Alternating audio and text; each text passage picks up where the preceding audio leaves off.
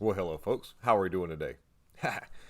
All right, so it's been a full day. We've been working, and kind of neat. We've seen, watched the news cycle the whole time, and seen where a lot of things have been going on, and they're pushing in like blue areas to trying to lower the age of voting to 16 years or younger.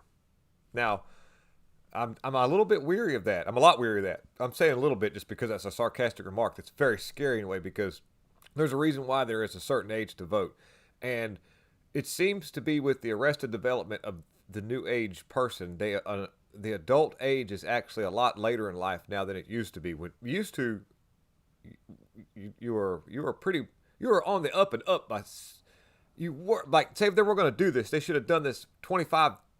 Well, I shouldn't have done it anyways, but let's just look at it like this. Kids were a lot more mature and advanced and able to handle the world 25 or 30 years ago than they are now. In other words, at the age of 18, you were pretty well on the road of knowing what you wanted to do, where your skill sets were, and how you wanted to do in life. It didn't take long because you had to. You kind of had to, like, your family didn't give you cars, didn't give you all this stuff. You had to provide. Matter of fact, when you were old enough to do something, you needed to help the family because this was all a big team effort, and things were tough.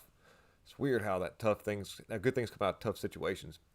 Well, anyways, now they're trying to lower the voting age to people who are arrested development. Like 18-year-olds nowadays are nowhere near the. Now, please don't get me wrong. There are some quite mature 18-year-olds that I have met, but usually it comes from a home where there's a dad, a mom, or something of, it's not this stuff that they've got now, and it just happens by default because of the fact that you really need two parents there. I grew up in a home where I didn't have my dad, but my grandma was pretty tough. And dude, I'm gonna tell you something. And I started out young, like didn't want to go to school, and I wanted to work. And I wanted to work in a field where it was like, kind of like I didn't want to work in a restaurant, so I wanted to be doing construction or something like that. And you worked around men then. Those men would you would figure out how to be.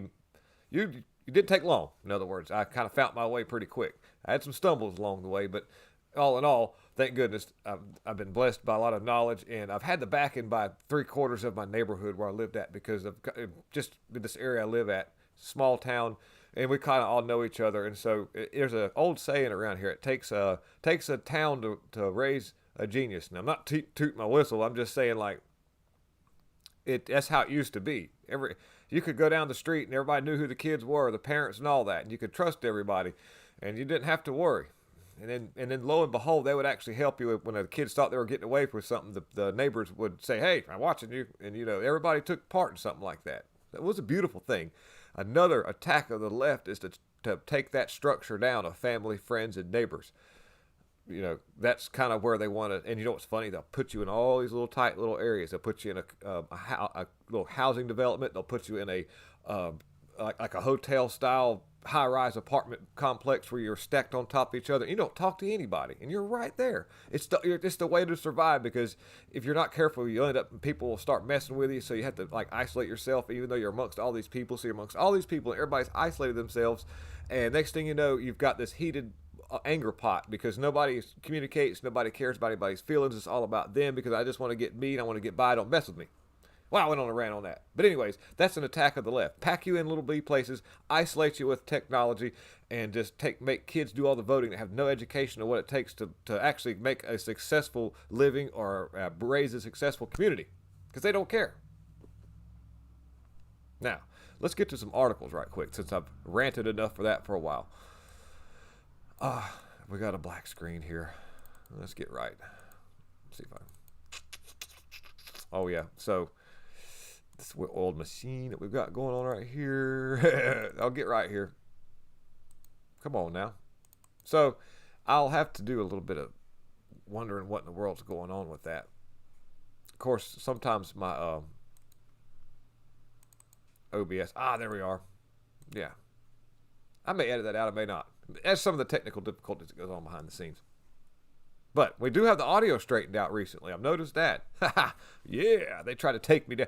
Had some crazy viruses on the computer that would just kept replicating. And like I told you earlier in one of the last videos, I mean, this this computer had it came from an auction from possibly a city auction, so it was mandated. You know what I'm saying? And I've got some stuff about that mandated stuff that they've been trying to squirt in people. We're going to talk about that in a second. But anyways, Dems lower the voting age to cities age 16 and trying to do younger. And there's floppy. Anyways, the cities of Oakland, Berkeley, Tacoma Park, and all these Hyattsville, Greenbelt, Riverdale, Mount Rainier allow 16, 17-year-olds to vote in municipal elections. You know, you've got a corrupt Supreme Court that'll allow that to happen too, guys. And I just wonder, while I'm on the deal with this, isn't it weird that, like, in the article, they're going to say, hey, we want to make sure we go after all the kids. They did. I swear to you. I'm going to show you. Let me get down here a little bit. The 2019 Pelosi says she supported the age to be lowered. And as a reporter, I myself has always been for that. And lowering it, and let me see, where was it at? It said it right up here. Democrat to even younger as gaining momentum, and the lawmakers and campaigns' latest wins. I'm going to show you where it says it. It says, get them while they're young. It's crazy. I was reading through it, and I can't find it now. I think it's really important. Here it is right here. Second paragraph down here. I think it's really important to capture kids when they're in high school, when they're interested in all this, when they're learning about the government. You learn about it, but you've got I'm not even going to play that. I'm not going to give you the eye age of that. But let me show you some crazy stuff about Jake Sullivan right here. It came out. He's, there's this Lula guy that's down there in Brazil, and the military is on top of this. I'm not going to say I'm not making any claims, yay or nay, or ye or nee. I am going to say this much, though. It's awful. It's looking like, because he had the military do some of the checkings of all that, of when they choose who their leaders were. And so I'm not going to say what they came to the conclusion of, but it just seems like the military's on Bolsonaro's side. Now, are either one of the guys great? No. But here's the deal. That Lula guy is a drug lord. He's been in prison for that stuff, and he's well known for being corrupt. He tried to do this once before. Well, now the military has stepped in. But anyways, it's a whole other story altogether. Jake Sullivan is this dude right here, this guy here. I know. Total lizard. Brought him up to the White House, hanging out. They were drinking beer, watching there.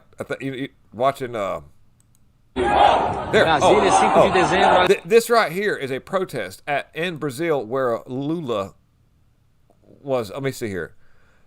Brazil. Make sure I'm right here. I'm trying to make sure I got this right. Excuse me while I mumble through this. He was in meetings in the Brazilian government and coming, and then invasion. I'm trying to I'm making sure I'm right about that. At hotel, was that here? Anyways, I think this was in Brazil. Yeah, I believe so. That's them protesting against Lula while Lula's in that thing, and there was a lot of people there. Big They didn't even. How did they find this dude? You know what I mean? It's kind of worried a little bit.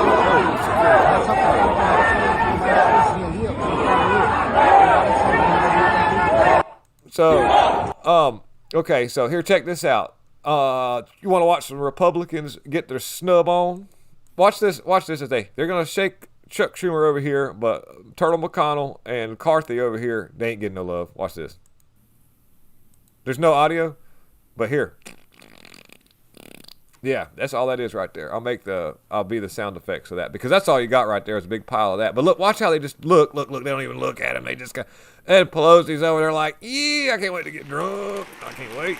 All right. Anyways, so that was at a police officers convention for I guess some of the January 6th people, something to do with that. I don't know. It was a jerk-off contest, I'm sure. But anyhow, judge allows Gableman to represent the E-word integrity activist Harry White despite the Wisconsin's DOJ's objections. So this dude here's, okay, I'm going to try to recap a little bit. So this dude right here says, okay, so this guy on the right, I'm pointing, but you can't see I'm pointing at, he was exposing a loophole when it came to these papers that came in through the Postal Service. Okay? Well, that's his attorney over here on the left. Well, the Wisconsin's Department of Justice was trying to deny this man's right to have his his choice of counsel to install one of their operatives to smudge the case. This man, what he did is he brought to the courts where he did something to where he could prove that there was a loophole problem because he exposed it. And then this judge over here charges him with the F word when it comes to her E words. You know what I'm saying, guys? Now, all he was trying to do was show what was going on here. But they made an example out of him I think just to show everybody, hey, you better shut up about this stuff if you don't even try to expose it. Well, Gableman is going to be able to, sorry for the us. Carrie Jean Paris jumping out of me again. So Gableman is going to be representing him, and he's one heck of an attorney. He was a Supreme Court justice. He knows the law very well. He's very well spoken, and he's very well thought out through all of his. Way better than me, as you can tell. I'm not worthy. But anyway, check this out. Okay, even if you're going to run sidelines or going to be in the press, you got to have that sauce. Let me show you something right here. You watch this dude. Watch this. This is going to blow off your socks. That's pretty amazing. And you said it right. Poised for a kid this young, 19 years old, come out on the floor each and every night, and he feels like he's belonged. So I look for this kid to have a really good.